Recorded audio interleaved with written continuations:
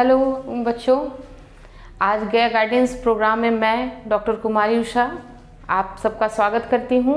बच्चों, आज हम अपने क्रैश कोर्स का नया चैप्टर पढ़ेंगे और वो है रिप्रोडक्टिव हेल्थ। रिप्रोडक्टिव हेल्थ क्या है बच्चों? ये आपके लिए थोड़ा नया है क्योंकि ये काफ़ी इलेबोरेट, बहुत विस्तृत चैप्टर है और बहुत सारे एस्पेक्ट्स को, बहुत सारे जो इसके पार्ट्स हैं उसको कवर करता है। अगर सिंपल हम हेल्थ की बात करें कि हेल्थ क्या है, हेल्थ आप 9th में पढ़ते आए हैं और अकॉर्डिंग टू WHO को आप जानते हैं क्या है? WHO UN का एक ऑर्गेनाइजेशन है, एक भाग है जो पूरे विश्व में स्वास्थ्य के लिए काम करता है। WHO के अनुसार कोई व्यक्ति तभी स्वस्थ माना जा सकता है जो फिजिकली, जैसा कि हम जनरली सोचते हैं या जानते हैं कि अगर कोई व्यक्ति शारीरिक रूप से स्वस्थ है, उसे बुखार, खांसी, किसी टाइफाइड, डिसेंट्री, ये ऐसी कोई प्रॉब्लम नहीं है तो वो स्वस्थ है। लेकिन नहीं, अगर कोई व्यक्ति फिजिकली हेल्दी है और वो किसी से झगड़ा करता है, लेट सपोज अपने फैमिली में, अपनी सोसाइटी में, तो वो स्वस्थ नहीं माना जाएगा क्योंकि mentally he is not good. उसके सोचने का तरीका, बातचीत करने का तरीका हमारे सोसाइटी के लिए या उसकी फैमिली के लिए प्रोडक्टिव नहीं है, उत्पादक नहीं है। वो घर का माहौल ही खराब कर देता है। तो वो स्वस्थ रहे या बीमार रहे, फैमिली को तो प्रॉब्लम हो ही गई। तो जो व्यक्ति फिजिकली, इमोशनली, बिहेवियरल यानी व्यवहार से भी एंड सोशली वेलबींग, WHO के अनुसार एक व्यक्ति तभी स्वस्थ माना जाएगा जब वह शारीरिक, भावनात्मकता, अपने व्यवहार और समाज के लिए जब वह स्वस्थ है, उत्पादक है, तो वह स्वस्थ माना जाएगा। अगर इनमें से किसी भी क्राइटेरिया को फुलफिल नहीं करता है तो वह व्यक्ति हेल्दी नहीं माना जाएगा। He should not be healthy, वो हेल्दी नहीं है। आप आए दिन देखते हैं कि कोई व्यक्ति काफ़ी हेल्दी है, उसे कोई फिजिकली प्रॉब्लम नहीं है, मगर वो ड्रिंक करता है, अपनी फैमिली में उसके बहुत सारे इश्यूज हैं, तो वो व्यक्ति कभी हेल्दी नहीं माना जाएगा क्योंकि वो उस तरह का एक पढ़ा लिखा, अच्छे पोस्ट पर होने के बावजूद भी वो उस तरह से अपने समाज को, अपने परिवार को नहीं दे पा रहा है जो एक अच्छे इंसान की पहचान होती है। तो इसी को लेकर के आज हम लोग इस पूरे चैप्टर को कवर करेंगे। तो बच्चों, आप ये देख रहे हैं कि ये 4 इसी का टर्म हो गई। It must B physical, emotional, behavioural और सोशल, यानी इन पूरे सिनेरियो को आज हम कवर करेंगे।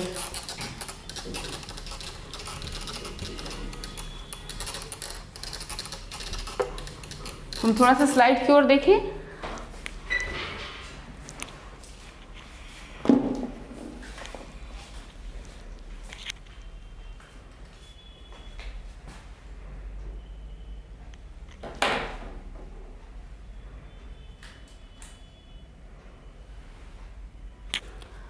जो स्लाइड में आप देख रहे हैं इसी डिफिनेशन को मैंने दिखाया है जो अकॉर्डिंग टू WHO है। Totally well being in all aspects of reproduction, यानी कि केवल रिप्रोडक्शन करना ही नहीं उसका काम है कि आप जन्म दीजिए और सोसाइटी के लिए और फैमिली के लिए कुछ भी करते रहे। You are not healthy. अगर आप हेल्दी हैं तो, और अगर हम हेल्थ को पढ़ते हैं तो इतने सारे, ये सारे टॉपिक्स को एटलीस्ट हमें कवर करने होंगे, जिसमें कुछ को मैंने जब सेलेक्ट किया है। तो सबसे पहले आता है सेक्स एजुकेशन। सेक्स एजुकेशन क्यों? क्योंकि अगर जब हम हेल्थ की बात करते हैं तो ये हमारा शरीर है, हमारे आँख, नाक, कान, हमारे पेट, इंटरनल ऑर्गन्स, हमारे रिप्रोडक्टिव ऑर्गन्स, तो उन सब की हमें जानकारी होनी चाहिए। जानकारी होने से क्या होगा, हमारे उस चीज़ के बारे में, या वो कहाँ फंक्शन करता है, उसके क्या दुष्परिणाम हो सकते हैं, या हम कैसे अपने आप को उस तरीके से हेल्दी रख सकते हैं, इसकी हमें जानकारी होगी। साथ ही बहुत सारे रिप्रोडक्टिव इश्यूज होते हैं, जैसे आप देखते हैं कि बहुत सारी लड़कियां उनका ये आयरन, ये ब्लड कम होता है। तो ब्लड कम होता है तो आप जानेंगे, तब पढ़ेंगे, आपको जानकारी होगा तो आप जानेंगे कि हम अपने शरीर में ब्लड को कैसे बैलेंस कर सकते हैं, हमारे ब्लड में शरीर में ब्लड की कितनी मात्रा होनी चाहिए उसकी हमें जानकारी होगी। अगर लड़के हैं तो उन्हें मालूम होगा कि हमें किसी के साथ कैसा बिहेव करना है, अपनी सोसाइटी में अपनी परिवार के लोगों के साथ, या जो हम लोग स्मोकिंग करते हैं, जैसे ही हम एडल्ट एज में आते हैं, हमारा जो ये होता है टेंडर एज जो हम कहते हैं, अभी आप जो जिस एज को आप कवर कर रहे हैं उस एज में बहुत सारे बैड हैबिट्स जो हम सीख लेते हैं, जैसे स्मोकिंग करना या बेकार का इधर उधर घूमना। जो टाइम हमारा पढ़ने का है, अपने कैरियर पर ध्यान देने का है, तो उस समय को हम इधर उधर घूम करके वेस्ट करते हैं। तो ये सारी जानकारी हमें होनी चाहिए। इस सेक्स एजुकेशन के से ही हमें अगला जो जानकारी होगा, that is the sexual transmitted disease.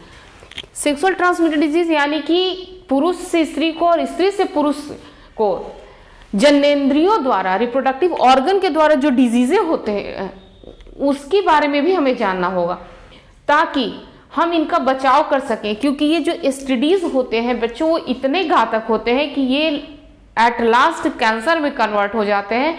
और आपको पता है कि कैंसर जो होता है वो कभी भी फर्स्ट स्टेज और सेकेंड स्टेज में डेवलप नहीं होता। जब भी ये डिटेक्ट होता है तो वो फोर्थ और ऑलमोस्ट लास्ट स्टेज पर ही डिटेक्ट होता है। तो इतनी बड़ी बीमारी से हम अपने आप को बचा के रखें। साथ ही अगर इस तरह की जो बीमारी होती है उसमें बहुत सारे झिझक होते हैं कि हम डॉक्टर से मिलें ना मिलें, कैसा प्रिकॉशन लेना चाहिए, हमें कौन सी दवाई लेनी चाहिए जिससे कि ये डिजीज हमें हो ही ना। तो इसकी भी हमें जानकारी होगी सेक्स एजुकेशन के through. Next is the sex crime. आजकल बहुत सारे लड़कियों के साथ ही नहीं, लड़कों के साथ भी बहुत तरह के सेक्स क्राइम होते हैं जो हम आए दिन अपने अखबारों में, न्यूज़ में सुनते हैं, पढ़ते हैं। तो हमें ये भी जानना होगा, समझना होगा कि सेक्स क्राइम जो है वो बहुत बड़ा क्राइम होता है। ये एक इंसान की, उसकी पर्सनैलिटी को हमेशा के लिए दबा के रख देता है, शायद उसकी पर्सनैलिटी कभी नहीं उभर के आ पाती है। Next is the safe abortion. आपको पता है कि बहुत तरह के ऐसे आप अपने घरों में, अपने आसपास देखते होंगे कि कोई है कि वो महिला कहती है कि मुझे बच्चा नहीं चाहिए और उसका वो अबॉर्शन चाहती है। तो ये अबॉर्शन ठीक है, आपको नहीं चाहिए तो आपको तो पहले ही इसके लिए प्रिकॉशन लेना था, क्योंकि इतने सारे कंट्रासेप्शन मेथड और उसके टाइप्स हमारे मार्केट में उपलब्ध हैं। उसके लिए डॉक्टर्स हैं, आप उनके एडवाइस लीजिए। मेथड जो कंट्रासेप्टिव डिवाइसेस हैं उनका आप यूज़ करिए। लेकिन आप इन सब का यूज़ ना करते हुए भी या किसी कारणवश अगर आप प्रेग्नेंट हो जाती हैं तो आप एबॉर्शन कराना चाहती हैं, तो ये एबॉर्शन भी सेफ होना चाहिए। क्योंकि ये, या एक तो ये हुआ कि आप महिला खुद ही इसके लिए तैयार है, सी इज रेडी कि मुझे बच्चा नहीं रखना, मुझे अबॉर्ट कराना है। लेकिन एक होता है प्रेशर कि नहीं आपको बच्चा नहीं चाहिए, अभी हमको बच्चा नहीं रखना है, बच्चा को लोग वो गिरवा देते हैं, जिसको कहते हैं कि गर्भपात करा देते हैं।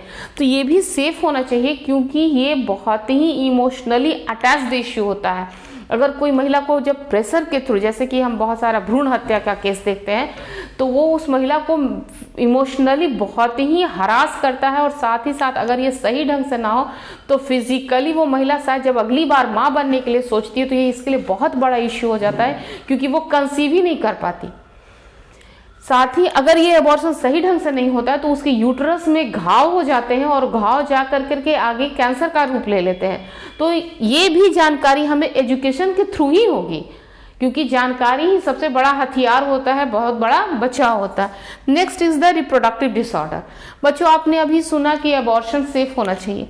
अगर एबॉर्शन सेफ होता है दैट इज गुड, अगर नहीं होता है तो फिर भी बहुत सारे ऐसे इश्यूज होते हैं जो जिसमें कि आजकल हम देख रहे हैं कि बहुत सारे जो नए विवाहित जोड़े हुए वो पेरेंट्स नहीं बन पा रहे, माता पिता नहीं बन पा रहे हैं, और वो कभी ओझा हकीम, कभी पूजा पाठ और डॉक्टरों के चक्कर लगाते रहते हैं। तो इनकी भी हमें पूरी जानकारी होनी चाहिए कि हम सही स्टेप क्या लें, जिससे कि जब हम चाहें तो हम बच्चे को गर्भधारण कर सकें, बच्चे को जन्म दे सकें। क्योंकि बच्चा जन्म देना हमारे समाज के लिए, परिवार के लिए और हमारी पृथ्वी के लिए, साथ ही साथ हमारी स्पीसीज के लिए भी बहुत बड़ी बात होती है। Reproductive cancer, next is the infertility. आज बच्चों ये बहुत बड़ा हमारा ये पॉइंट हो गया इनफर्टिलिटी। आप देखिए कि पहले लोगों की शादियां होती थी, 2-2, 4-4, 8-8, 10-10 बच्चे होते हैं। आप 2 पीढ़ी पहले देखिए, उनको कहीं कोई प्रॉब्लम नहीं होता, वो आसानी से माता पिता बन जाते थे, बच्चे भी बड़े हो जाते थे। बच्चों ना तो बच्चों को जन्म होने के बाद और ना माँ को गर्भ धारण के दौरान कहीं कोई इश्यू होता था। लेकिन आज ये इतनी बड़ी इश्यू हो गई है कि महिला प्रेग्नेंट हो ही नहीं पाती है। तो उसके बहुत सारे फैक्टर्स होते हैं। इन फैक्टर्स को हम आगे के स्लाइड्स में डिस्कस करेंगे। Next is the maternity and maternal and child health. Maternal and child health बच्चों यानी मैटरनल मीन्स माँ, जो माँ बन रही है, माँ बनने वाली है और माँ बनने के बाद उसके सारे हेल्थ इश्यूज को कवर करने होंगे, जिसमें कि उसका prenatal care, postnatal care, उसके जो इमोशनल्स होते हैं उसका टीकाकरण, उसको आयरन और कैल्शियम के जो टैबलेट्स होते हैं ताकि उसकी जो डिफिशियंसीज जो होती हैं विटामिन्स और मिनरल्स की वो ना हो, ताकि आगे जाने पे 40 के बाद जो एजेस आते हैं जिसमें मीनोपॉज आता है, उनके महिलाओं के बोन ज़्यादा फ्लेक्सिबल हो जाते हैं, वो आसानी से टूट जाते हैं और उनके जो पैरों वगैरह में दर्द होते हैं, आप ज़्यादातर देखेंगे कि महिलाओं के घुटनों में दर्द होते हैं। तो ये क्या होता है, उनकी डाइट की कमी में कुछ ऐसे न्यूट्रिएंट्स कम जाते हैं जिसकी वजह से वो धीरे धीरे उनका शरीर कमज़ोर होने लगता है।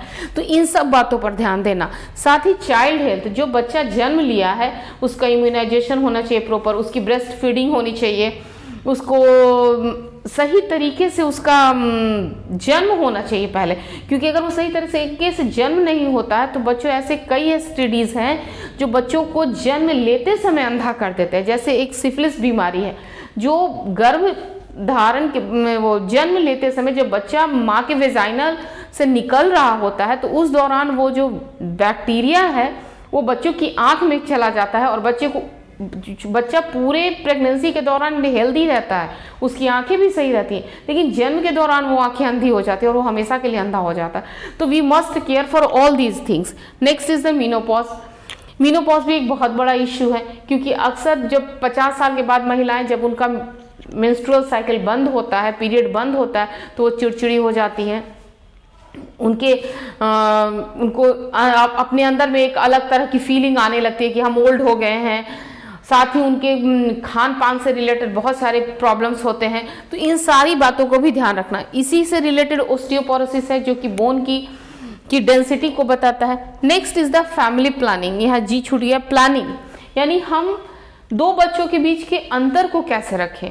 इस अंतर को रखने के लिए बहुत सारे डिवाइस हैं जो कपल होते हैं वो आपस में डॉक्टर के साथ बैठ करके इसको सजेशन ले सकते हैं और उसको यूज़ करते हैं, जिससे कि जो हम ठीक है हमारे पास बहुत पैसा है, हम बहुत सारे बच्चों को जन्म दे सकते हैं, पालन पोषण कर सकते हैं, ये बहुत बड़ी बात नहीं, ठीक है आप कर सकते हैं, लेकिन आपका समाज के प्रति भी तो एक कर्तव्य है, आप उसको भी तो देखिए।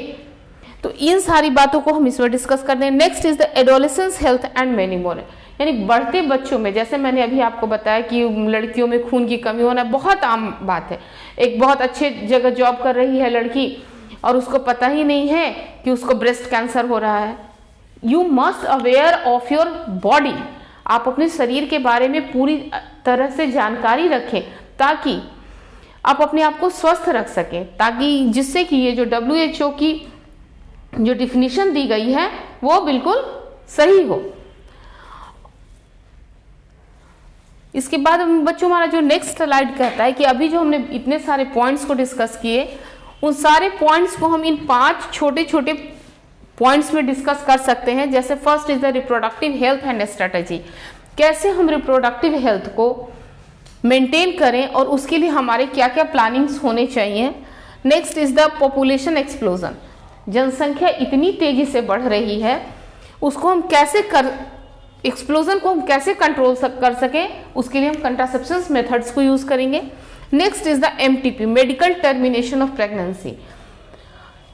Last is the fertility and sexual transmitted diseases.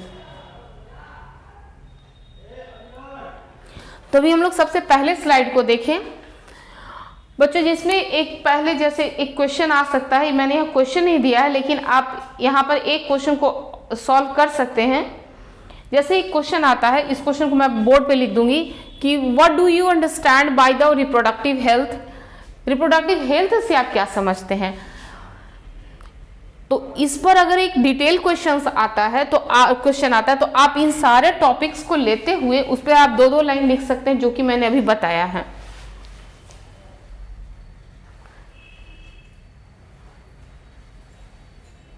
आप यहां देखिए, रिप्रोडक्टिव हेल्थ जो हमारा पहला पॉइंट है, प्रॉब्लम्स एंड स्ट्रेटजीज। रिप्रोडक्टिव में क्या प्रॉब्लम है? सबसे पहला तो हमारा ओवर पॉपुलेशन है। आपको पता है कि भारत की जनसंख्या यानी विश्व की जनसंख्या कितनी तेजी से बढ़ रही है।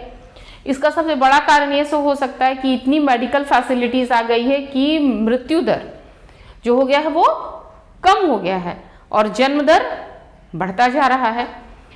खास करके जो पढ़े लिखे सोसाइटी है या जहाँ वैसा परिवार जहाँ दोनों हस्बैंड वाइफ जॉब करते हैं, वहाँ पे बच्चे या तो हैं नहीं और अगर हैं भी तो एक सिंगल चाइल्ड, ये जो बहुत बड़ा बनते जा रहा है कि हम सिंगल चाइल्ड को रखेंगे तो उनमें एक ही बच्चे हैं, तो वहाँ पर तो जन्म दर कम है। लेकिन आप रूरल एरियाज में जाएं, वहाँ पर देखिए बच्चे, हर माँ जो है वो हर दूसरे साल में एक बच्चे को जन्म दे रही है। इससे क्या हो रहा है? एक तो बच्चों की संख्या बढ़ रही है, जनसंख्या बढ़ रही है, साथ ही उस मदर की जो हेल्थ है उससे बहुत सारे प्रॉब्लम्स हो रहे हैं उनको, तो इसको हमें रोकना होगा। तो इंडिया ने दुनिया में पहली बार, भारत ही ऐसा देश था जिसने फैमिली प्लानिंग शुरू की और वो था 1951 में। इसके बाद फिर दुनिया में के दूसरे देशों में फैमिली प्लानिंग की शुरुआत हुई और उसके लिए बहुत सारे स्लोगन्स दिए गए, बच्चे दो ही अच्छे, हम दो हमारे दो। इस तरह से मास मीडिया और प्रिंट मीडिया के थ्रू लोगों को इनकरेज किया गया कि आप 2 बच्चे रखें, कम से कम 2 बच्चे, मैक्सिमम 2 बच्चे रखें, ताकि आपको भी कोई दिक्कत ना हो, लड़का हो लड़की हो, 2 लड़के हो 2 लड़कियां हो, कोई भी हो, लेकिन कम से कम 2 बच्चे रखें, जिससे हमारा, अगर एक छोटा परिवार, सुखी परिवार, आपने बहुत सारी ऐसी बातें सुनी होंगी, तो आप अपने परिवार को भी अच्छे से रख सकेंगे, बच्चों को अच्छी परवरिश दे सकेंगे, अच्छी पढ़ाई लिखाई दे सकेंगे, उनका एक अच्छा भविष्य आप दे सकते हैं। साथ ही आप अपने समाज को भी एक मैसेज दे सकते हैं, आप एक आइडियल पेरेंट बन सकते हैं। तो इस तरह से बहुत सारे अट्रैक्टिव स्लोगन्स देकर करके लोगों को इस बात के लिए प्रमोट किया गया, इस बात के लिए उत्साहित किया गया कि आप 2 बच्चे रखें। लेकिन बहुत सारे ऐसे भी जगह हैं जहां ये चीजें अभी तक के लागू नहीं की गई हैं। दूसरा, आरसीएच प्रोग्राम, इस पर क्वेश्चन आता है बच्चों कि आरसीएच क्या है। आरसीएच वो प्रोग्राम है जो 15 अक्टूबर 1997 को भारत सरकार ने लॉन्च किया और जिसने फैमिली प्लानिंग और वो सारे जो डिपार्टमेंट थे उन सबको एक डिपार्टमेंट के अंदर ले आया, reproductive and child health care programme के अंतर्गत। इसके क्या क्या ऑब्जेक्टिव्स थे? मदर एंड चाइल्ड केयर, माँ और बच्चों की केयरिंग होनी चाहिए ड्यूरिंग डिलीवरी के दौरान। मैंने अभी एक इशू डिस्कस किया कि बच्चा जो था वो जन्म से पहले बिल्कुल अच्छा था और जन्म लेते समय वो अंधा हो गया, तो उस दौरान उसकी अच्छे से डिलीवरी होनी चाहिए। उसका जो गर्भनाल होता है वो अच्छे से कटना चाहिए, अगर वो नहीं कटेगा तो फिर वो इन्फेक्शन हो जाएगा। और साथ ही अगर गर्भनाल का पार्ट अगर महिला के शरीर में रह गया, अगर उसे भी अच्छे तरीके से बाहर निकालना चाहिए। अगर वो अंदर रह गया तो क्या करेगा, वो उसके गर्भाशय को वो नुकसान कर सकता है, वहाँ जख्म हो सकता है, इन्फेक्शन होगा, जख्म होगा और फिर वो धीरे धीरे घाव बन जाएगा और आप कई डॉक्टरों की जगह और फिरते रहेंगे। तो इसका सबसे अच्छा तरीका ये है कि हम एक अच्छे जगह डिलीवरी करवाएं, जिससे कि महिला भी हेल्दी रह सके और बच्चा भी हेल्दी रह सके। इसके बाद breast feeding is the best. अगर आप 6 मंथ तक कंप्लीटली ब्रेस्ट फीडिंग करते हो तो आपका बच्चे को कोई प्रॉब्लम नहीं होगा और महिला का भी हेल्थ ही अच्छा रहेगा, साथ ही ये कॉन्ट्रासेप्शन का भी काम करेगा। नेक्स्ट इज इम्यूनाइजेशन, आप बच्चे को टीका लगाएं। आप देख रहे हैं कि टीका लगाने से बहुत तरीके की बीमारियां, मम्स, मीजल्स, हेपेटाइटिस, ये सारी बीमारियां जो है वो बहुत हद तक कंट्रोल हो गई और पोलियो जैसी बीमारी तो हमारे देश से लगभग समाप्त हो चुका है। इसके साथ ही एसटीडीज, एडोलेसेंस हेल्थ एजुकेशन, ये सारे प्रोग्राम जो थे वो आरसीएच के अंदर आ गए। एक क्वेश्चन आता है कि यूनिवर्सल इम्यूनाइजेशन प्रोग्राम कब शुरू हुआ, तो ये बच्चों 1974 में शुरू हुआ और हमारे देश में ये 1985 से स्टार्ट किया गया है। तो इस तरह के क्वेश्चंस ये शॉर्ट में भी आ सकते हैं और लॉन्ग में भी आ सकते हैं। दूसरा हमारा जो स्ट्रेटेजी होना चाहिए वो होना चाहिए कि awareness about reproductive disorder and reproductive strategies. Reproductive disorder means कोई महिला कई बार और कई वर्षों से गर्भ धारण करना चाह रही है, मेल फीमेल दोनों पार्टनर काफ़ी हेल्दी हैं, लेकिन वो गर्भ धारण नहीं कर पा रही, वो मां कंसीव नहीं कर पा रही है। अगर वो कर भी ले रही है तो वो जो कंसीव करने के बाद एम्ब्रायो जो है वो इम्प्लांट नहीं हो पा रहा है। इम्प्लांट हो रहा है तो फिर उसमें कोई डिसऑर्डर आ जा रहा है, या फिर वो जन्म देते समय उसके कई प्रॉब्लम्स आ जा रहे हैं। तो ये सारे डिसऑर्डर को उसमें डिस्कस कर रहे हैं, जिसमें menstrual disorder, infertility and safe abortion है। सेक्स एजुकेशन, अभी मैंने बात की कि स्कूलों में इसकी बहुत पढ़ाई होनी चाहिए और बहुत अच्छे तरीके से पढ़ाई होनी चाहिए, क्योंकि यही जो बच्चे होते हैं 10th और 12th वाले बच्चे ही हमारे अगले रिप्रोडक्टिव कपल होते हैं। अगर ये अच्छे से पढ़े लिखे होंगे, अच्छे से इनकी जानकारी होगी इन विषयों पर, तो वो आगे ये जो सारी इश्यूज जो होते हैं डिसऑर्डर से रिलेटेड वो नहीं होंगे, और होंगे भी तो बहुत कम होंगे। Prevention and termination and management, prevention हम करें ताकि हमें कोई इस तरह की कोई बीमारी ना हो। अगर कोई एसटीडी, लेट सपोज एसटीडीज ही किसी को सिफिलिस ही हो गया है, HIV हो गया, बहुत बड़ी बीमारी HIV हो गया, तो उसके लिए पहले तो हम प्रिवेंशन करें कि वो बीमारी हमें हो ही ना। आपको पता है कि prevention is better than cure, तो पहले तो प्रिवेंशन करें। लेट अगर हो ही गया तो उसकी सही तरीके से ट्रीटमेंट होनी चाहिए ताकि वो बीमारी जड़ से समाप्त हो सके। हालांकि HIV नहीं होता है, लेकिन हम उसको कंट्रोल तो कर सकते हैं, उसके का जो है उसकी स्पीड को कम कर सकते हैं। नेक्स्ट इज द मैनेजमेंट, और वो बीमारी आगे किसी को ना हो इसके लिए हम अवेयरनेस को फैलाएं। तो prevention, treatment and management of RTI, reproductive tract infection. आपको पता है रिप्रोडक्टिव ट्रैक इन्फेक्शन कितनी बड़ी बीमारी होती है, अक्सर ये महिलाओं और पुरुषों को हो जाता है, और इसके लिए वो पहले तो डॉक्टर से मिलते नहीं और तो वो बीमारी और बढ़ जाती है। Next is the birth control methods, contraceptions, awareness and dispensing of devices, maternity and child health care, जो कि मैंने अभी बताया, antenatal checkup, proper delivery, up to 3 month checkup of mother post antenatal. माँ के जन्म देने के बाद माँ की लगभग 3 महीने तक सही तरीके से जांच होनी चाहिए। क्यों? क्योंकि क्या होता है बच्चों की, जब एक बार जब बच्चे की डिलीवरी हो जाती है तो माँ बहुत रिलैक्स हो जाती है, और कहीं से उन्होंने थोड़ा आधा अधूरा ज्ञान ले लिया कि अगर आप ब्रेस्ट फीडिंग करते हैं तो आप कंसीव नहीं करिएगा, लेकिन ऐसा होता नहीं है। माँ तो जब तक सोच रही है कि हम 6 मंथ तक ब्रेस्ट फीडिंग कर रहे हैं, हमारा कंट्रासेप्टिव मेथड वही है, और उसी दौरान वो गर्भवती हो जाती हैं। 6 महीने के बाद जब उनके पीरियड्स नहीं आते हैं तो वो डॉक्टर से मिलने जाती हैं, तो पता चलता है कि उनका 3 से 4 महीने के बेबी है।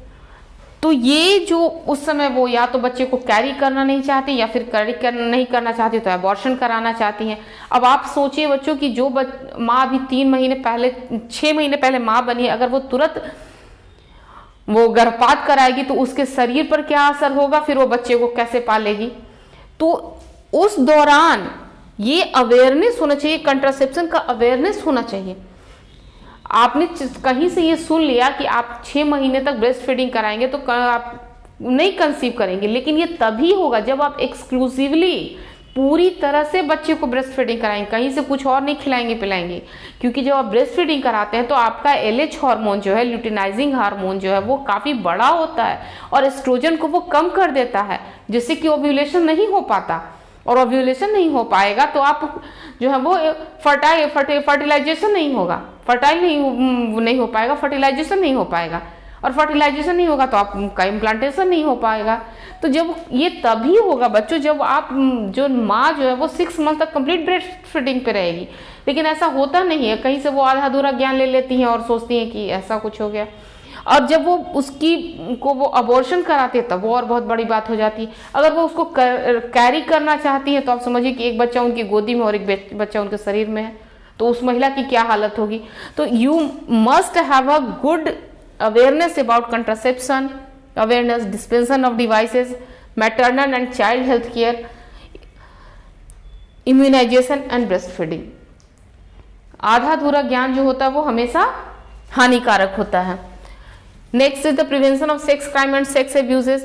Next is research and reproductive health. बहुत सारे रिसर्च इस दौरान बच्चों चलते रहते हैं ताकि सेक्स से रिलेटेड, रिप्रोडक्शन से रिलेटेड कोई भी इशू ना हो, क्योंकि ये जो बीमारियां होती हैं वो अंततः जानलेवा ही सिद्ध होती हैं। तो उसके लिए बहुत सारे रिसर्च चलते रहते हैं। जैसे मैंने एग्जांपल में यहाँ सहेली दिया है, ये central drug research institute Lucknow का बनाया हुआ दवा है। ये सहेली क्या है?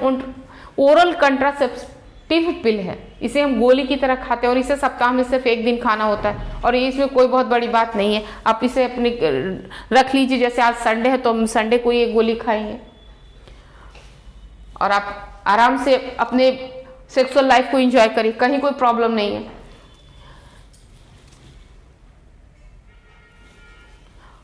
इम्प्रूवमेंट इन मेडिकल फैसिलिटीज, और जो गांव देहात में, इवन की शहरी एरिया में भी, जिसे हम कहते हैं मेट्रोपॉलिटन जो ये सिटीज़ हैं, वहाँ भी जो छोटे छोटे डॉक्टर हैं वो इसकी प्रॉपर जानकारी रखते नहीं हैं, सही तरीके से ट्रीटमेंट करते नहीं। तो उसके लिए गुड डॉक्टर्स, गुड नर्सेस की भी अपॉइंटमेंट होनी चाहिए, उनकी ये ड्यूटी होनी चाहिए कि वो अपने काम को सही ढंग से कर सकें। तभी ये सारे जो इश्यूज हैं, STD, AIDS, safe delivery, safe motherhood and childhood, immunisation, counselling and contraception, ये कंप्लीट होंगे।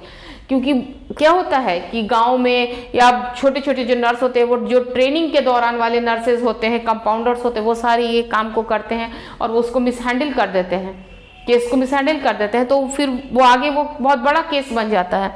तो इसके लिए सही डॉक्टर की अपॉइंटमेंट होनी चाहिए, एक्सपर्ट डॉक्टर की अपॉइंटमेंट होनी चाहिए और ये सारा काम भी एक्सपर्ट के सुपरविजन में ही करना चाहिए।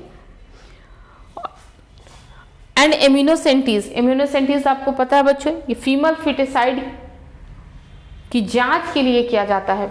गर्भवती महिला के गर्भ से थोड़ा सा यूट्राइन वाटर लिया जाता है और उसकी वो हम चेक करते हैं, जिससे वो मेल या फीमेल है उसकी हमें जानकारी हो जाती है। जैसे ही महिला वो हमें इंडिकेट करता है कि द बेबी जो है वो फीमेल है, तो ज़्यादातर केस में हम उसका क्या करते हैं, उसकी हत्या कर देते हैं, टर्मिनेट करवा देते हैं, जिससे कि हमारे देश में महिलाओं की संख्या, जनगणना संख्या अनुपात कितना कम हो गया, 943 हो गया है। अब आप बताइए कि 1000 पे 943 लड़कियां हैं, तो बाकी पुरुषों का क्या होगा? या तो अब वो अविवाहित रहेंगे या फिर वो क्या करेंगे, आप सोच सकते हैं।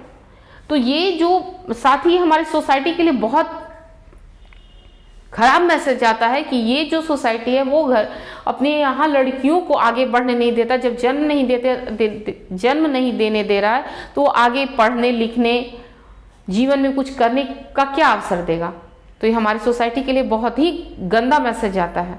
तो we must care for it और हमें इसे रोकना होगा, क्योंकि एक ही गाड़ी के 2 पहिए होते हैं। एक पहिए से कभी गाड़ी नहीं चलती है।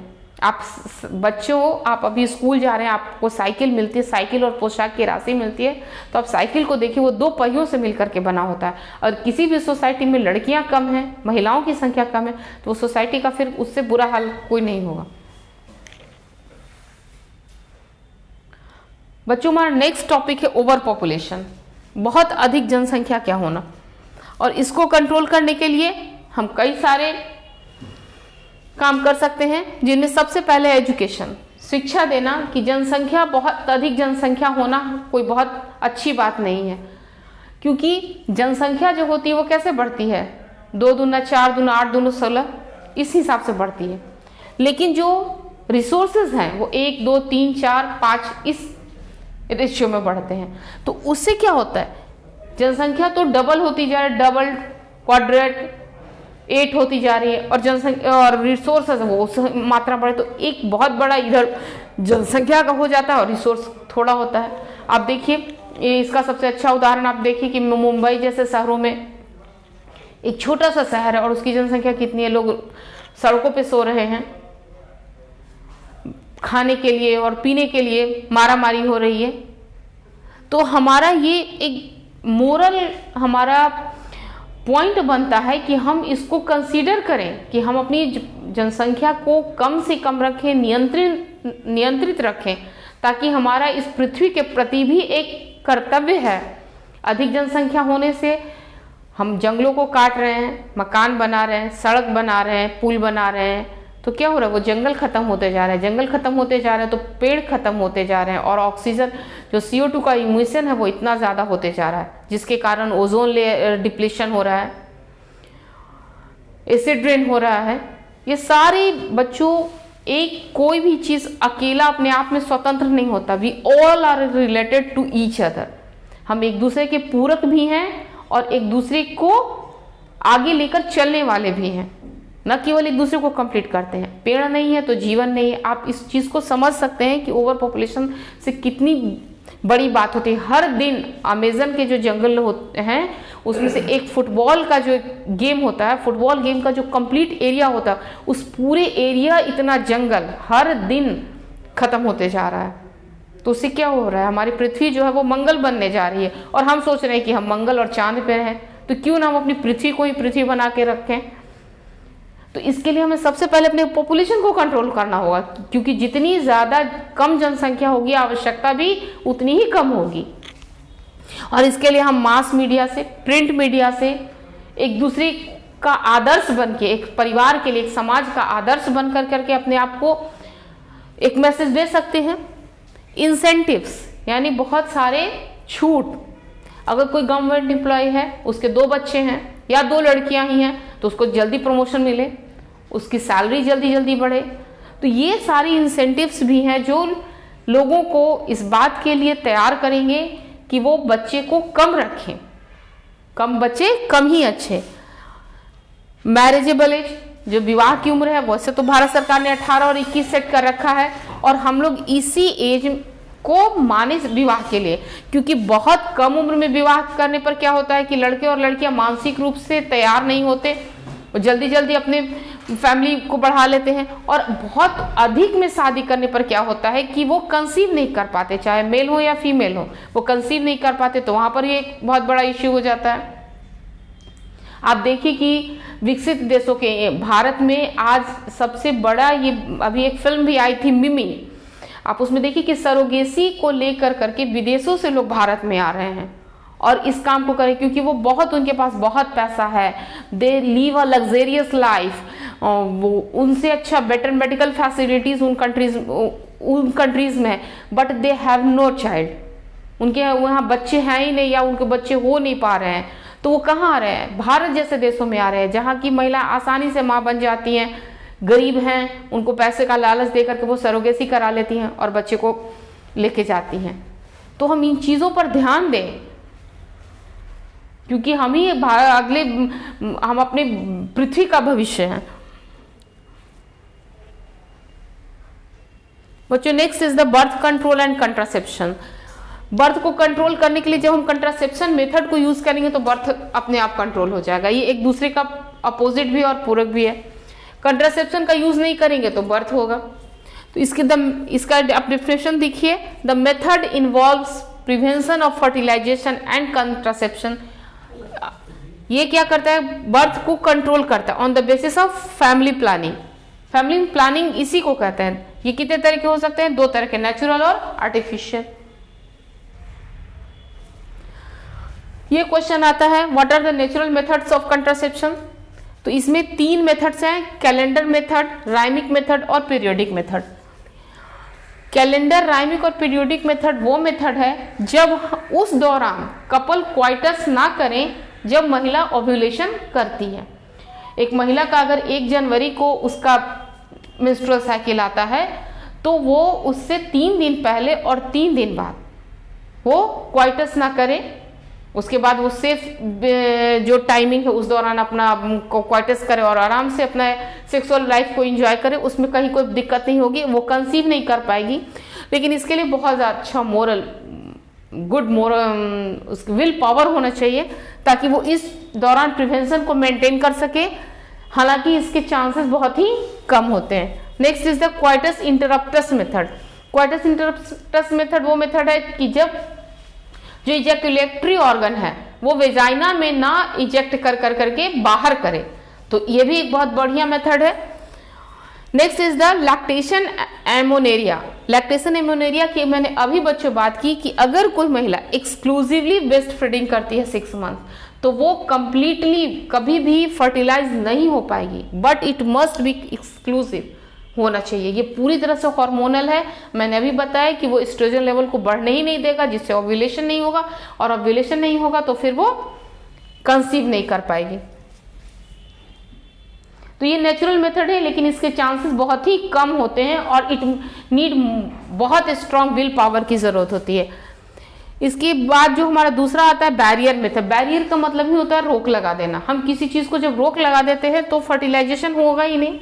It prevent insemination, so the fertilisation is prevented. सबसे पहला फिजिकल बैरियर। फिजिकल बैरियर में आता है कंडोम, ये रबर लैटेक्स का बना होता है, और इसका सबसे अच्छा उदाहरण एग्जाम्पल जो है वो निरोध है, जो गवर्नमेंट जो है वो फ्री ऑफ कॉस्ट डिस्ट्रीब्यूट करती है। फीमेल में भी इस तरह के कंट्रासेप्टिव डिवाइसेस आते हैं, जिसको हम कहते हैं फेमडोम और फेमशील्ड, फीमेल से रिलेटेड है। ये इस तरह से, अभी मैं बोर्ड पर बना दूंगी, इस तरह से होता है, जो कि इंटरकोर्स से पहले महिला के वेजाइना में फिट कर दिया जाता है, और ये फर्टिलाइजेशन को प्रिवेंट करता है। ये स्पर्म को वेजाइना से आगे बढ़ने ही नहीं देता, जिससे कि वो महिला फर्टिलाइज नहीं हो पाती, और इसके सक्सेस रेट जो होते हैं वो 99% होते हैं। लेकिन इसका सबसे बड़ा ड्रॉबैक है कि जो फीमेल का जो बैरियर मेथड है, ये जो फेमशील्ड और फेमडोम है, इट इज रीयूजेबल। इसको आप वॉश करें और फिर से रीयूज कर सकते हैं, but condom is not reusable. आप इसका सबसे एक और कारण है कि आप इसको सही ढंग से डिस्पोज करें, डिस्पोजल भी बहुत जरूरी है। Next is the chemical barrier. आप केमिकली स्पर्म को जब नहीं ओवम तक पहुंचने देते हैं तो वो भी एक बहुत बड़ा बैरियर आ जाता है, जिसमें स्पर्मिसाइड होता है। इसमें क्या होता है कि स्पर्म को वेजाइना के बाद आगे बढ़ने पर सर्विक्स के पास उसको मार दिया जाता है, और इसके लिए क्रीम जेलीज अप्लाइड होते हैं। इसका सबसे अच्छा उदाहरण टुडे है। इस पे क्वेश्चंस भी आते हैं। The barrier method is safe for the contraception और एसटीडी। सबसे बड़ा बैरियर मेथड का ये रिजल्ट है कि ये जो एसटीडीज होते हैं इसको वो प्रिवेंट करते हैं, किसी भी तरह की आपकी एसटीडीज नहीं हो पाएगी। Next is it maintain privacy, क्योंकि ये कोई भी व्यक्ति जो है वो कपल जो है वो पर्सनली यूज कर सकता है। इसके लिए कभी भी किसी भी डॉक्टर की, किसी मेडिकल प्रैक्टिशनर की आपको जरूरत नहीं होती, आपकी प्राइवेसी मेंटेन होती है। तो ये इसका सबसे प्लस पॉइंट होता है बच्चों। आप इसको जरूर लिखेंगे, what are the benefits of the chemical, what are the benefits of the barrier methods as a contraception, but it must be use properly. लेकिन इसका एक ये है कि आप इसको प्रोपरली यूज करें और सही ढंग से डिस्पोज करें। इसके बाद आता है बच्चों आईयूडी, इंट्रा यूट्राइन डिवाइस। आपको पता है कि कोई भी आपकी फ्रेंड भी होगी जिनकी शादियां हो गई होंगी लड़कियों, या फ्रेंड जो लड़के भी होंगे, तो वो क्या कहते हैं, एक बच्चे के बाद मैंने क्या किया, कॉपर टी लगवा लिया। तो ये कॉपर टी जो कॉमनली आप सुनते हैं, व्हाट इज दिस, ये है इंट्रा यूट्राइन डिवाइस। ये क्या करते हैं, ये 3 तरह के होते हैं। ये यूट्रस के पास जाकर करके उसको बाइंड कर देते हैं। तो ये प्लास्टिक और मेटल का बना होता है, polythene plastic coated with the barium sulphate. ये बेरियम सल्फेट वहां उस लूप पे लगा होता है, जो धीरे धीरे उसको रिलीज करता है और स्पर्म को किल कर देता है। इसका सबसे अच्छा उदाहरण लिपिज लूप है, इस पे क्वेश्चन आते हैं। Next is the copper metal. ये कॉपर मेटल को ही कॉपर टी हम लोग कहते हैं, कॉपर 7, कॉपर टी, मल्टीलोड 375, ये कॉपर कोटेड होता है। ये भी वही करता है, ये स्पर्म को किल कर देता है और फर्टिलाइजेशन को प्रिवेंट करता है। Next is the hormonal IUD. ये डोज प्रोजेस्टेरॉन का होता है, ये कर्विकल म्यूकस को ही थिक कर देता है, जिससे स्पर्म की एंट्री जो होती है क्या होती है, स्टॉप कर जाती है, रुक जाती है। It is most popular device use for the contraception. It keep space between the children. 2 बच्चों के बीच की दूरी मेंटेन करने के लिए 5 साल 7 साल के लिए लोग लगवाते हैं, और सबसे बेस्ट होता है, और इसके सक्सेस रेट भी 99% होते हैं। बट इसका सबसे बड़ा ड्रॉबैक या इसका एडवाइस ये है कि ये हमेशा मेडिकल प्रैक्टिशनर के सुपरविजन में होना चाहिए। अगर ये ऐसा नहीं होता है तो महिलाओं को बहुत सारे प्रॉब्लम्स होते हैं, जैसे ब्लीडिंग शुरू हो जाना, फिर वो उसको निकलवाती हैं, फिर लगवाती हैं। तो ये बहुत मल्टीटास्किंग हो जाता है, जो कि उसको फिजिकली महिला को वीक करता है। साथ ही ये परिवार के लोगों को इमोशनली प्रॉब्लम करता है कि हमेशा बीमार रह रही है, क्या बात हो गई, क्या आपने यूज कर लिया। तो ये हमेशा मेडिकल प्रैक्टिशनर के सुपरविजन में होना चाहिए, एक्सपर्ट के सुपरविजन में होना चाहिए, ताकि आप जिस काम को करने जा रहे हैं उसमें आपकी सक्सेस हो। ये नहीं कि आप बैठे बैठे सर दर्द मोल ले लिया। साथ ही इसके साथ कुछ और भी चांस जाते हैं, अगर आप नहीं करवाते तो फिर आगे जाकर इनफर्टिलिटी को, आप दोबारा माँ बनना चाहती तो उसको में वो प्रॉब्लम क्रिएट करेगा, मिसकैरेज हो जाएगा, इम्प्लांटेशन में प्रॉब्लम करेगा। तो ये सारी बातों को देखते हुए हमें एक्सपर्ट के सुपरविजन में करना चाहिए। साथ ही इसके साथ इसमें क्या होता है कि ये हमारी प्राइवेसी को मेंटेन नहीं करता। ये सिंपल एक ओपीडी में जाकर, ओटी में जाकर के ये कर दिया जाता है, तो ये हमारी प्राइवेसी को भंग करता है। इसके बाद आता है बच्चों ओसीपी, यानी oral contraceptive pills. Oral contraceptive prevents ovulation in females. ये क्या करता है, ओव्यूलेशन को रोक देता है। ऐसा नहीं है कि वो आपका मेंस्ट्रुअल साइकिल रुक जाता है, कोई जैसे एग्जांपल में आप देखिए माला डी, माला एन, या अभी मैंने सहेली की बात की, वो आपको का मेंस्ट्रुअल साइकिल नहीं रुकेगा, वो तो चलता ही रहेगा, क्योंकि आपको पता है कि हर महीने हमारा जो यूट्रस है का जो इंडोमेट्रियम वॉल जो है वो प्रेगनेंसी के लिए लेयर तैयार करता है, तो वो तो आपका आएगी नहीं। लेकिन ये जो इसमें जो हॉर्मोन्स हैं, ये हार्मोन जो है वो ओव्यूलेशन को प्रिवेंट कर देते हैं। वो एग को डेवलप करके ल्यूटियस कॉर्पम से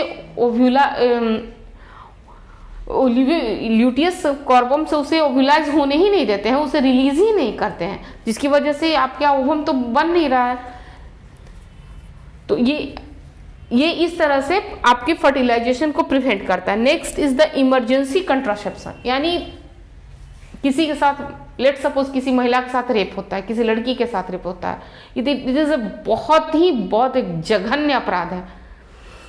तो उस दौरान आप 72 आवर के अंदर आप उसे दवाई दें, गोली दें, जिसमें हम अनवांटेड प्रेग्नेंसी 72 कहते हैं, आईपिल कहते हैं। वो क्या करता है, वो पूरे स्पर्म को, आपको पता है कि कोई भी स्पर्म की लाइफ जो होती है वो 72 आवर की होती है, या एग जो भी है वो भी 72 आवर तक होता है, तो उसको वो प्रिवेंट करता है। साथ ही अगर भूल चूक से कोई कपल जो है वो कंट्रासेप्शन में यूज नहीं कर पाया, तो उस दौरान ये दवा यूज की जाती है। लेकिन ये दवा हमेशा डॉक्टर से एडवाइस करके ही लेनी चाहिए, क्योंकि ऐसा नहीं कि हम गए और किसी मेडिकल स्टोर से उठाए और चल दिए, तो उसमें भी ये बहुत बड़ा प्रॉब्लम हो जाता है। इसी कंट्रासेप्शन में एक और आता है सहेली, जिसकी मैंने अभी जस्ट बात की है, central drug research institute Lucknow द्वारा डेवलप किया गया है। ये हमारा अपनी दवा है जो नॉन स्टेरॉयडल है, यानी ये हमारे हार्मोन लेवल पर कहीं कोई असर नहीं करता, और ये वंस इन अ वीक होता है। अभी अपने बच्चों इंटरसेप्शन का जो मेथड, कंट्रासेप्शन का जो मेथड देखा, उसमें एक इंजेक्टेबल भी है और एक इम्प्लांट है। इंजेक्टेबल ये है कि उसमें एक इंजेक्शन दे दिया जाता है, इंजेक्ट किया जाता है, और इम्प्लांट किया जाता है, जो कि आपके कंट्रासेप्शंस को मेंटेन करता है। ये सब तो हुए आपके temporary contraceptions. Next is the permanent contraception. Questions बच्चों ऐसे ही आते हैं, what are the contraception method, what are the temporary contraception method, what are the permanent contraception method. तो आप ऐसे ही आंसर को लिखें, साथ ही डायग्राम को भी आप ऐड करें।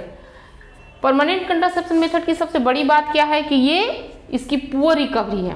एक बार जब आपने कंट्रासेप्शन करा लिया तो फिर वो दोबारा आप कभी भी पेरेंट नहीं बन पाएंगे, या मेल हो या फीमेल हो। लेकिन टेम्पोररी कंट्रासेप्शन में क्या था कि आप वो रिवर्सेबल है, आप जब चाहे आप अपना मदरहुड फादरहुड को प्राप्त कर सकते हैं। इसके दो मेथड हैं, वास्केटोमी एंड ट्यूबेक्टोमी। जैसा नाम से ही पता है, इसमें वासा डिफरेंसिया मेल का जो होता है उसको कट कर करके लाइगेटेड कर देते हैं, इसको कट एंड लाइगेटेड मेथड भी कहते हैं, जिससे कि सेमेन तो निकलता है लेकिन उसमें स्पर्म नहीं होता। Next is the tubectomy. इसमें क्या होता है कि फैलोपियन ट्यूब को कट कर दिया जाता है। फैलोपियन ट्यूब को कट कर देने से कहते हैं महिला तो एग रिलीज कर रही है, लेकिन वो फिर एग जो है वो महिला तो रिलीज कर रही है, लेकिन वो फर्टिलाइज नहीं हो पाता है, जिससे कि वो फर्टिलाइजेशन नहीं हो पाता, तो वो फिर प्रेग्नेंट नहीं हो पाती है। Next is the quality of an ideal contraception. एक आइडियल कंट्रासेप्शन के क्या क्या क्वालिटीज होनी चाहिए। तो फर्स्ट इज द अवेलेबिलिटी, बहुत आसानी से उपलब्ध हो, ताकि कोई भी व्यक्ति बिना बेझिझक उसको यूज़ कर सके, खरीद सके, ले सके। इफ़ेक्टिव होना चाहिए कि वो जिस काम के लिए उसे इस्तेमाल कर रहा है उस काम को वो कंप्लीट कर सके, इफेक्टिव होना चाहिए। Next is a non interference with the sexual activities. किसी की भी कपल का जो लाइफ है, पर्सनल लाइफ है, उसमें किसी तरह का भी कोई इंटरफेरेंस ना हो। No side effect. जो भी हम टेम्पोररी बात की अभी कंट्रासेप्शंस का, उनका लगभग साइड इफेक्ट ना के बराबर है। हालांकि जब कॉपर वगैरह लगाया जाता है तो महिला को चक्कर आना, मिचली आना, थोड़ी बहुत ब्लीडिंग होना, ये सारे इश्यूज होते हैं। लेकिन वो अगर आप सही ढंग से करवाए हैं, सही डॉक्टर के पास जाके करवाएं हैं, तो आपको ये प्रॉब्लम्स भी नहीं आएंगे। Next is the user friendly. वो काफ़ी यूज़र फ्रेंडली हो, ऐसा ना हो कि वो उसे इस्तेमाल करने में बहुत सारी परेशानियां होने लगी।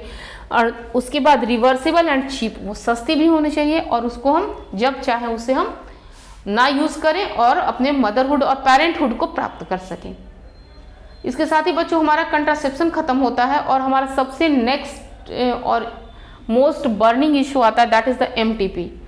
एमटीपी बच्चों अगर एक तरह से बहुत ही अच्छा है, बेस्ट है, लेकिन ये इसी उतने ही मात्रा में, उतने ही परसेंटेज में ये गलत है, क्योंकि हम जब चाहें हम किसी को मार नहीं सकते। जन्म देना ठीक है, प्रकृति ने हमें ये दिया है वरदान, लेकिन हम किसी को मार डालें, दिस इज नॉट फेयर।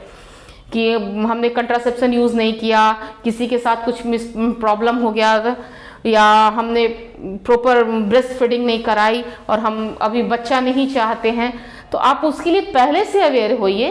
आप एक पढ़े लिखे समाज के जिम्मेवार नागरिक हैं। ये ऐसा नहीं कि आपने बच्चे को कंसीव कर लिया, 2-4 वीक्स रख लिया और उसके बाद आप उसको हटा रहे हैं। आप एक छोटे बच्चे को मारे या बड़े बच्चे को मारे, वो जो रिजल्ट है, रिजल्ट इज इक्वल।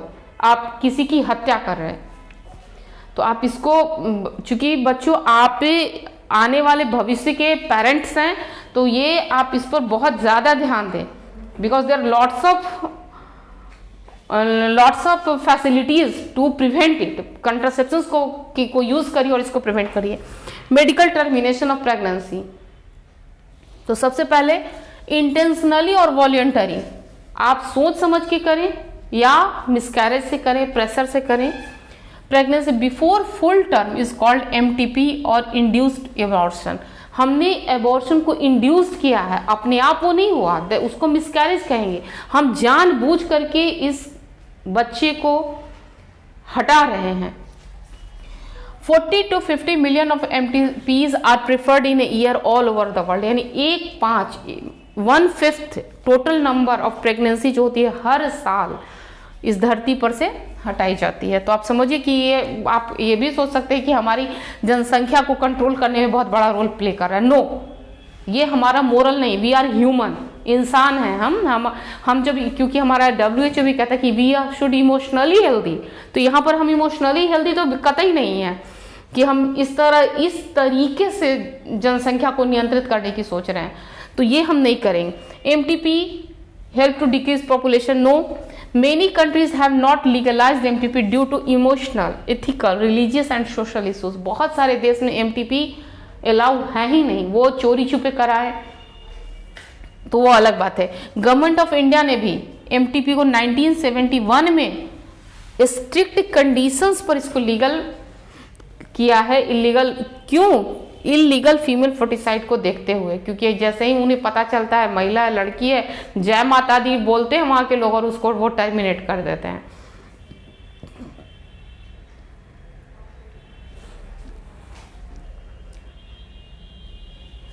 अब यहाँ 3 तरह के स्लाइड देख रहे हैं, तो सबसे पहले हम ये देख लें कि इम्पोर्टेंस क्या है एमटीपी की। अभी तो मैंने कहा कि एमटीपी को हम होने ही ना दें, लेकिन अगर यहाँ है तो अगर कभी जरूरी होता है, to avoid unwanted pregnancy due to casual intercourse और failure of the contraception methods का कपल ने इस्तेमाल किया मगर वो फेल कर गया। उस दौरान अगर कोई महिला गर्भवती होती है और उसकी फैमिली पूरी हो चुकी है, उसके साथ कोई फाइनेंशियल प्रॉब्लम्स हैं या उसके साथ फिजिकली कोई प्रॉब्लम है, उसे कोई ऐसी बीमारी है, तो उसमें वो एमटीपी करा सकती है। गवर्नमेंट इसको परमिशन देती है। Is essential in case of very continuous pregnancy due to harmful to the number of foetus of the both. अगर ऐसी प्रेगनेंसी जिसमें महिला और बच्चे दोनों को कोई प्रॉब्लम हो, या उस बच्चे के जन्म लेने के दौरान या जो प्रेगनेंसी पीरियड है उस दौरान महिला को कोई ऐसी ड्रग्स लेती है जिससे बच्चे पर कोई इफेक्ट आए, बच्चा अबनॉर्मल पैदा हो या महिला को उनके जान पे बन आए, तो उस दौरान हम एमटीपी को करा सकते हैं। तो जब महिला की जान पे बन आती है यानी प्रॉब्लम्स है, तो क्या क्या problems related with MTP? Majority of MTP are perform illegally, पूरी तरह से इलीगल ये होता है। इसमें कहीं पर कोई कानून विचार मोरल वगैरह जो भी है वो सब हम रख देते हैं ताक पे, और बस नहीं चाहिए तो नहीं चाहिए, हम करा लेते हैं। मिसयूज ऑफ इम्यूनोसेंटीज टेस्ट, इसका सबसे बड़ा जो कारण है बच्चों यही है, इम्यूनोसेंटीज टेस्ट। इसमें सेक्स डिटर्मिनेशन के लिए जो हम कराते हैं, हालांकि बहुत जगह लिखा होता है कि हम भ्रूणलिंग जांच नहीं करते हैं, लेकिन वो सब करते हैं। तो सबसे बड़ा इसका प्रॉब्लम यह है कि हमारी जो कन्या जनसंख्या है, लड़कियों की जो जनसंख्या, महिलाओं की जनसंख्या है, वो 943 पे आ गई है। हरियाणा और पंजाब जैसे ऐसे राज्य हैं जहाँ की जनसंख्या तो लगभग, राजस्थान जहाँ पे की तो जनसंख्या बिल्कुल ही कम हो गई। इससे तो अच्छा हमारा वो जो दूर दराज का इलाका, आदिवासी क्षेत्र है, जहाँ वो इन चीज़ों को मानता ही नहीं, वो पढ़े लिखे भले ही ना हो, लेकिन वो हमसे ज़्यादा सभ्य हैं, ज़्यादा सिविलाइज्ड हैं। वो इस चीज़ को समझते हैं कि लड़कियों की भी उतनी ही ज़रूरत है जितना कि लड़कों की।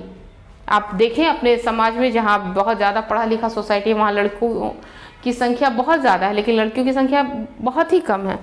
Next is the MTP are safe. हाँ, एमटीपी हम कब करा सकते हैं? अगर कराना ही हो ये इन कंडीशंस के दौरान, तो फर्स्ट ट्राइमेस्टर यानी बिफोर 12th वीक, 12 महीने की प्रेगनेंसी के पहले जब हम एमटीपी कराते हैं तो वो बिल्कुल सही होता है उस महिला के लिए भी और आगे की इशू के लिए भी। अगर वो महिला आज नहीं, कुछ दिनों के बाद, 2 साल बाद अगर वो प्रेग्नेंट होना चाहती है तो उसके लिए भी वो सही होता है। लेकिन जैसे ही सेकेंड ट्राइमेस्टर में हम अबॉर्शन कराते हैं तो it is very risky, very dangerous. एक थोड़ा सा फीमेल फर्टिसाइड को देख लें। अब देखें कि यहाँ ये दिस इज द यूट्रस, यहाँ पर बच्चा है और ये सोनोग्राफी अल्ट्रासाउंड वेव दे रहे हैं और उसकी हम जांच करें। दिस इज द लिंग जांच कि हम वो मेल है या फीमेल है, या फिर यहाँ से यूट्रस वॉल से हम यूट्राइन लिक्विड को लेकर के उसकी चेक कर लेते हैं और यहाँ आप देखिए जांच करते हैं वो मेल है या फीमेल है। एमनियोटिक फ्लूइड से प्रेजेंस ऑफ जेनेटिक हाँ, लेकिन इम्यूनोसेंटीज की एक बहुत बड़ी खासियत ये है, क्वालिटी ये है कि इससे इम्यूनियोटिक फ्लूइड में कुछ ऐसे हमें क्रोमोसोम्स के फ्रैक्शंस मिलते हैं जो हमें ये बताते हैं कि कहीं उस फीटल में जो बेबी में डेवलप हो रहा है उसमें किसी तरह का कोई जेनेटिकल इश्यूज तो नहीं है, जैसे कि बहुत बड़ा सिर होना या बॉडी पार्ट्स का डेवलप नहीं होना, हार्ट सही ढंग से हार्ट अभी अब एक बहुत आप कुछ दिन पहले सुने थे कि बहुत सारे ऐसे लगभग 1% दुनिया में ऐसे बच्चे जन्म लेते हैं जिनका हार्ट जो होता है वो ऊपर रहता है हमारे बॉडी के अंदर, not inside the body, outside of the body, और उन बच्चों को बचाना बहुत ही मुश्किल है। वो हेल्दी होते हैं लेकिन चूंकि हार्ट उनके शरीर के बाहर होता है तो उनको बचाना काफ़ी मुश्किल होता है। तो दीज जो जेनेटिक डिसऑर्डर्स हैं उनको वो हम वहीं पे चेक कर लेते हैं और वो फिर 9 महीने के बाद जो फिर फैमिली के लिए और उस लेडी के लिए जो इमोशनली और फिजिकली डिस्टर्बेंस होगा वो पहले ही हो जाता है, ताकि वो नेक्स्ट जब वो कंसीव करे तो नेक्स्ट उसका जो बच्चा हो वो हेल्दी हो और वो प्रॉपर केयर में डेवलप हो, ताकि ये प्रॉब्लम उसके साथ फिर ना हो। लेकिन अगर किसी को जब उतने दिनों के बाद, जैसे कि अगर उसको बच्चा जो है वो जेनेटिकली एबनॉर्मल है तो उसे जब कराना ही होगा तो फिर 2 डॉक्टर, और दोनों डॉक्टर एक्सपर्ट होंगे, वो लिख कर करके प्रिस्क्राइब करेंगे तभी टर्मिनेशन जो है वो अलाउड होगा। आप यहाँ देखिए एक क्वेश्चन आता है कि अगर आफ्टर फर्स्ट ट्राइमेस्टर किसी को टर्मिनेशन कराना है तो उसके लिए वो फिर गवर्नमेंट ऑफ इंडिया का अमेंडमेंट एक्ट 2017 का है जो 17 में दिया गया था। एक लड़की के साथ जब ये दुर्घटना हो गई थी, रेप हुआ था, तो वो उसे कराना पड़ा था। उस दौरान ये गवर्नमेंट ऑफ इंडिया ने ये दिया था। तो उसमें क्या होता है कि वो 2 doctor the pregnancy between the 12 to 24 weeks 2 registered medical practitioners must be in the opinion. इस ओपिनियन को वो देंगे तभी वो करवाया जा सकेगा, अन्यथा ये नहीं कराया जा सकेगा। इसके बाद बच्चों आता है methods of MTP. It is very emotional तो दो मेथड होते हैं, दो मेथड, पहला तो है बाय मेडिसिन और दूसरा है बाय सर्जरी। मेडिसिन में क्या होता है कि हम जो महिला होती है लेकिन ये फर्स्ट ट्राइमेस्टर में हो रहा है, यानी कि जो फीटस हुआ है वो अभी एम्ब्रायो स्टेज से डेवलप ही हो रहा है।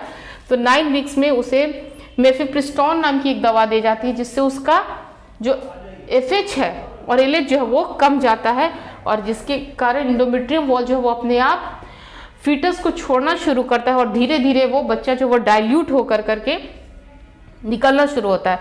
इसमें एक और वो बहुत इजी हो जाता है। नेक्स्ट जो होता है सर्जरी मेथड। सर्जरी मेथड काफ़ी डिफिकल्ट होता है, काफ़ी इमोशनल भरा होता है। इसमें क्या होता है, डायलेशन एंड इजैक्यूएशन मेथड, जैसे कैसे हम बोलते हैं उसको निकालना, ऐसे खुरच के निकालना। तो it must be perform under the supervision of expert doctor unless it cause bleeding. आप देखिए बच्चों, जो टर्म्स मैंने यूज कर, bleeding, infertility, unimplantation of embryo, if she want to be mother in next time, वो इम्प्लांट करेगा ही नहीं embryo. Next the vaginal tract infection, बहुत सारे वेजाइनल ट्रैक इन्फेक्शन हो जाएंगे और वो स्पर्म जो है वो एग तक पहुंच ही नहीं पाएंगे। नेक्स्ट इज द यूट्रस को डैमेज है, क्योंकि एक ऐसा केस आया था कि वो महिला जब उसको, आप इसका मैंने डायग्राम तो यहाँ नहीं दिया है लेकिन नेक्स्ट स्लाइड में मैं दूंगी, कि वो ऐसे जब वो निकाल रही थी तो उसके यूट्रस को उसने छेद कर दिया था, और वो यूट्रस को फिर निकालना पड़ा, और वो आखिर वो महिला सर्वाइव भी नहीं कर पाई, तो वो यूट्रस को डैमेज कर देता है। एक्टोपिक प्रेगनेंसी बच्चों मैंने पता है कि जहाँ पर फैलोपियन ट्यूब में ही जो एम्ब्रायो है वो सेट कर जाता है। क्योंकि फैलोपियन ट्यूब बहुत बड़ा एरिया नहीं है, तो वहाँ पर वो फीटस जो वो डेवलप नहीं कर पाता है, बच्चा बड़ा नहीं हो पाता, तो वो फिर वो लास्ट में MTP का ही फॉर्म ले लेता है। और नेक्स्ट इज द कैंसर और डेथ। तो अगर किसी को कराना ही, लेट सपोज ऐसा सिचुएशन बन जाता है, तो वो एक्सपर्ट डॉक्टर के सुपरविजन में ही कराया जाए, इधर उधर घूम करके दाई और वो जो होती हैं उनके चक्कर में नहीं पड़े। तो स्टूडेंट्स, अभी आपने वेरियस मेथड्स ऑफ MTP को भी पढ़ा। बच्चों, ये काफ़ी इमोशनल भरा, फिजिकली और फैमिली के लिए बहुत बड़ा इश्यू होता है, तो हम कंट्रासेप्शन को यूज़ करें जिससे कि हम MTP को प्रिवेंट कर सकें। बच्चों, इसी के साथ ये क्लास मैं यहाँ समाप्त करती हूँ। आई होप कि आप इस पूरे क्लास को समझे होंगे, और इससे रिलेटेड कोई भी प्रॉब्लम होगा तो आप कमेंट बॉक्स में डालकर क्वेश्चन मुझे पूछ सकते हैं। Thank you.